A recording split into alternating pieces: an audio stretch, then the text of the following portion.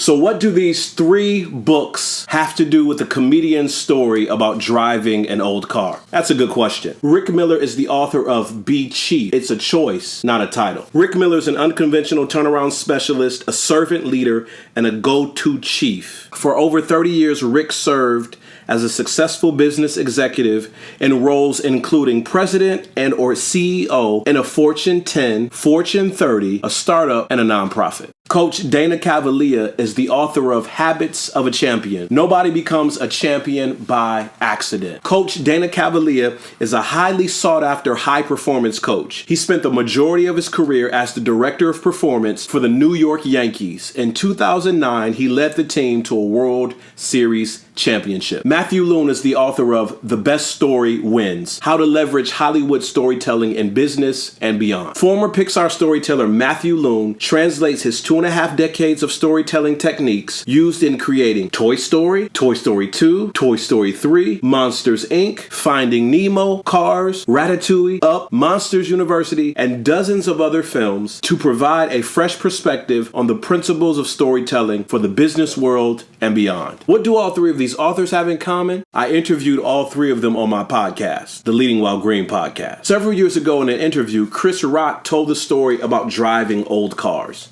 This is what he said. He said, I used to have horrible cars because I never had money. So I'd always end up broken down on the highway.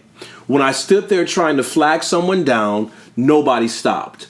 But when I pushed my own car, other drivers would get out and push with me. If you want help, help yourself. People like to see that. A couple of years ago, I was reaching out to people who were influencers in the leadership space. Coaches, authors, CEOs, people who spoke across the country and around the world on the topic of leadership. I was reaching out to them to get some advice, to get some encouragement, to get some feedback. I wanted to get into leadership coaching. I wanted to get into leadership development. I wanted to speak across the country. I wanted to do these things. I thought if I just had the right spark or right advice, then I would get started. The truth is, the right spark never came. And most of the individuals that I reached out to never responded. Why would they? Who was I?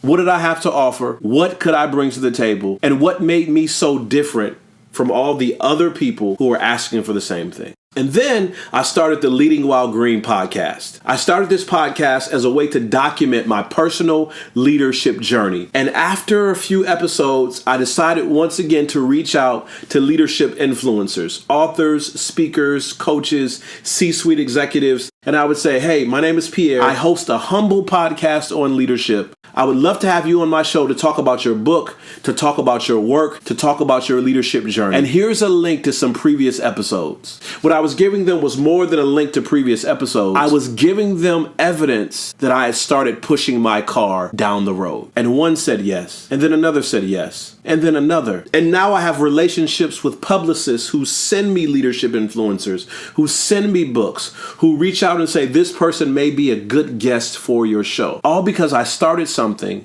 and I invited other people to help me along the way. One of the biggest mistakes that I've made in the past is I've waited for the perfect spark, the perfect catalyst, the perfect piece of advice to get started. If you wait until you get help before you start, you may be waiting for a long time. But if you start down the road, there's a pretty good chance that you're going to find the help that you're looking for. And you never know, that help just might come from people who are at the top of their game, who are influencers around the world, and who are on the bestsellers list. So as we transition from one year to the next, what's it gonna take for you to start pushing your own car down the road?